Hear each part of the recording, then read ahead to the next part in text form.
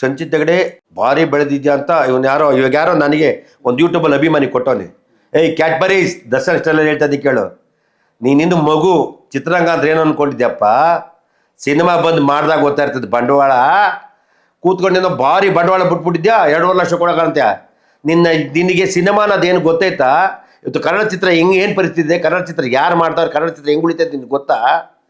ಹಾಂ, ಸಂಚಿತ್ ಹೆಗಡೆ ನೀನು fan, correct, ನೀನು ಫ್ಯಾನು, ತೊಂದರೆ ಇಲ್ಲ, ಏನಂತ ಮಾತಾಡಬೇಕು.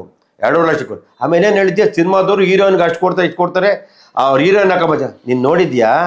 ಹಾಂ, ನಿನ್ನ ಅಡ್ರೆಸ್ಸು ನಂಬರು ನನ್ನ ಆಫೀಸ್ದು ಗಾನೇಶ್ ಔಟ್ಲಲ್ಲಿ ಎದುರುಗಡೆ ಇದೆ, ಆಫೀಸ್ ಬಾ, ಬಂದು ಮಾತಾಡು. ಕೂತ್ಕೊಂಡೆಲ್ಲೋ ಯೂಟ್ಯೂಬಲ್ಲಿ ಐತೆ ಕೂತ್ಕೊಂಡು ಮಾತಾಡೋದಲ್ಲ, ತಂಗಲ್ ಥರ ಬಂದು ಮಾತಾಡಬೇಕು, ದಮ್ ಇರಬೇಕು, ತಿಳ್ಕೊಬೇಕು ವಿಷಯ. ನೀನು ಅದು ಬಿಟ್ಬಿಟ್ಟು ಕೇಳಬೇಕಾಯ್ತು ನನ್ನನ್ನೇ ಫೋನ್ ಮಾಡಿ, ಸರ್ ಏನು ಸರ್ ಹಿಂಗೆ ಕೇಳಿದ್ದೀರಾ ಅಂತ ವಿಷಯ ತಿಳ್ಕೊಂಡು ಮಾತಾಡ್ದಲ್ಲೇ. ಸಂಚಿತ್ ಹೆಗಡೆ 2.5 ಲಕ್ಷ ಕೊಡೋಕ್ಕಾಗಲ್ಲ. ಏನು ಕಳ್ತನ ಮಾಡ್ತಾರೆ ಪ್ರೊಡ್ಯೂಸರ್ಗಳು?